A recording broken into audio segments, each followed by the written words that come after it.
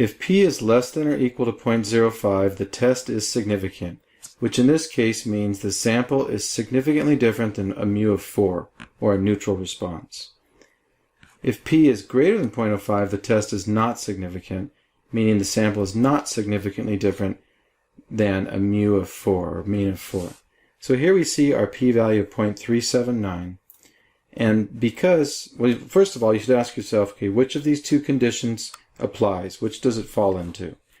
And we can see here that 0.379 is, in fact, greater than 0.05.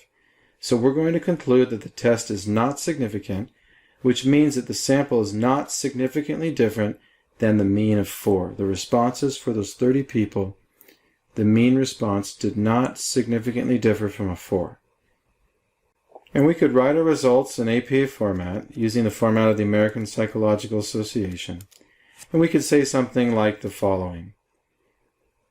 People who were surveyed had neither a significantly favorable or unfavorable perception of the politician. So in other words, they weren't any different from neutral. And then we have a t, which is telling the reader that we used a t-test, in this case a one-sample t, with 29 degrees of freedom, which you can see reported right here, and that's equal to n minus 1, so 30 minus 1 is 29. Our t-value that was calculated in SPSS was equal to 0.89, which you can see right here. We rounded it to 2 decimal places. And then next we report the p-value, which we already discussed right here. Okay, now the p-value, it is optional if you want to, or if you're taking a class and your instructor would like you to report p is greater than 0.05 instead of the exact p-value, you can do that.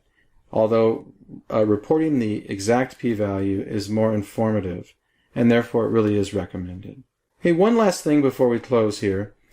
Notice this confidence interval. We talked about this in the previous video on the one-sample t-test.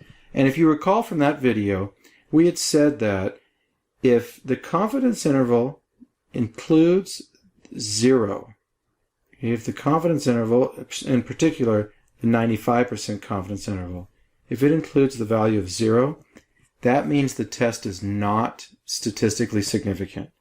And notice this does include 0. 0 falls in between these values. And the test here was not significant. So these two outcomes will always agree.